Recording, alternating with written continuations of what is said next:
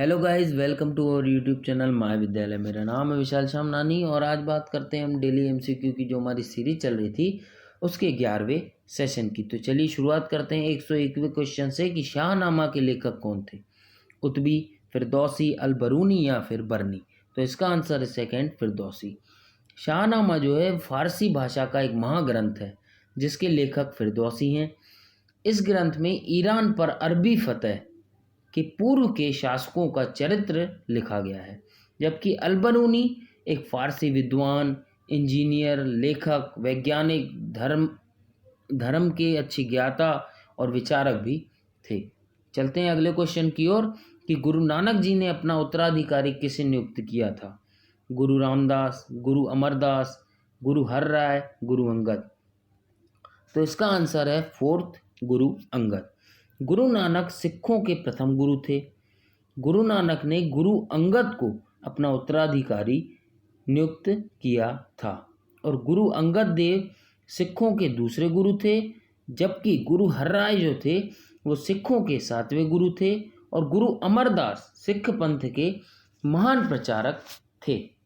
अब चलते हैं अगले क्वेश्चन की ओर कि रेगुलेटिंग एक्ट किस वर्ष पारित किया गया था? 1753, 1757, 1764 या फिर 1773? तो इसका आंसर है फोर्थ, 1773। रेगुलेटिंग एक्ट का जो उद्देश्य था वो भारत में ईस्ट इंडिया कंपनी की गतिविधियों को ब्रिटिश सरकार की निगरानी में लाना था या उस ब्रिटिश सरकार द्वारा ईस्ट इंडिया कंपनी पर निगरानी रखने की मंशा थी। इसके अतिरिक्त कंपनी की संचालन समिति में आमूलचूल परिवर्तन करना तथा कंपनी के राजनीतिक अस्तित्व को स्वीकार कर उसे व्यापारिक ढांचे को राजनीतिक कार्यों में संचालन योग्य बनाना भी इसका उद्देश्य था। इस अधिनियम को 1773 ईस्वी में ब्रिटिश संसद ने पास किया तथा 1774 ईस्वी में इसे लागू किया गया। 1773 रेगुलेटिंग एक्ट जो था उसके तहत कलकत्ता में सर्वोच्च न्यायालय की स्थापना भी की गई और सर एलिजा एम्पे इसके प्रथम मुख्य न्यायाधीश थे। अब चलते हैं अपने अगले क्वेश्चन की ओर कि किस रक्त समूह का व्यक्ति सार्वभौमिक प्रदाता हो सकता है? ओ, ए, बी या फिर ए बी? तो इसका आंसर है पहला, ओ। मनुष्य के रक्त समूह ब्लड ग्रुप की खोज कार्ल लैंडस्टीनर ने 1900 ईस्वी में की थी। इसके लिए उन्हें सन 1930 में नोबेल पुरस्कार भी मिला। रक्त समूह के 4 प्रकार बताए गए हैं, ए, बी, ए बी तथा ओ। रक्त समूह ओ को सर्वदाता यूनिवर्सल डोनर भी कहते हैं क्योंकि इसमें कोई एंटीजन नहीं होता, एवं रक्त समूह ए बी को सर्वग्राहता यानी यूनिवर्सल रिसेप्टर कहा जाता है क्योंकि इसमें कोई एंटीबॉडी नहीं होता।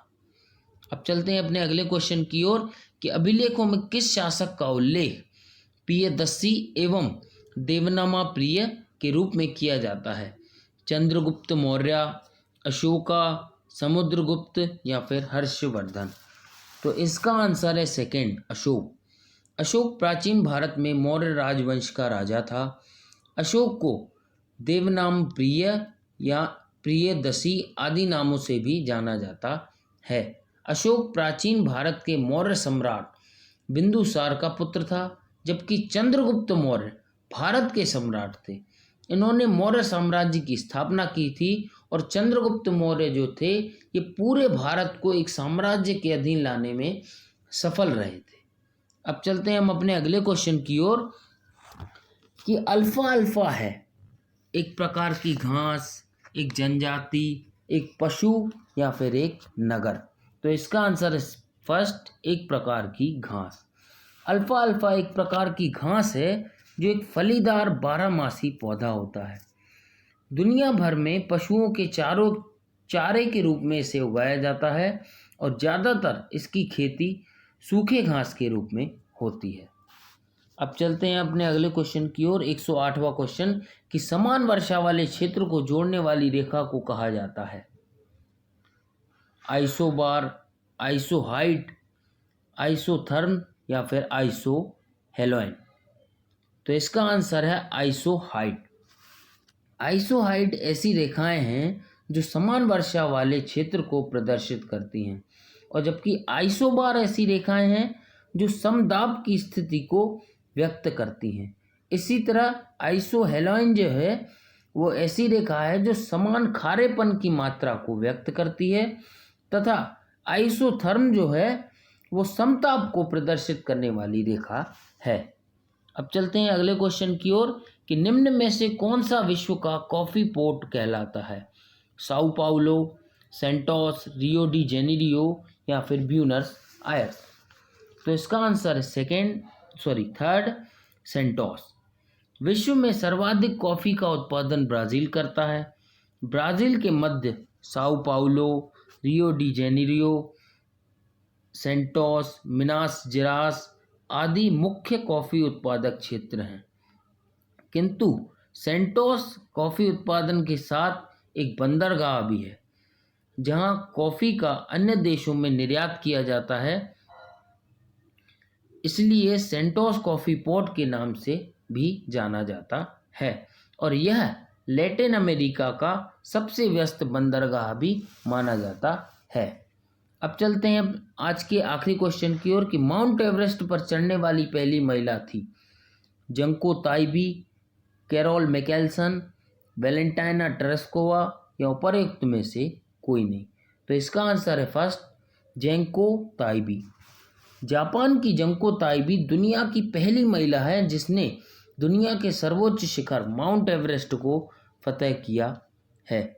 22 सितंबर 1939 को जन्मी इस जापानी पर्वतारोही ने 16 मई 1975 को माउंट एवरेस्ट शिखर पर चढ़ने वाली पहली महिला बनने का कीर्तिमान स्थापित किया।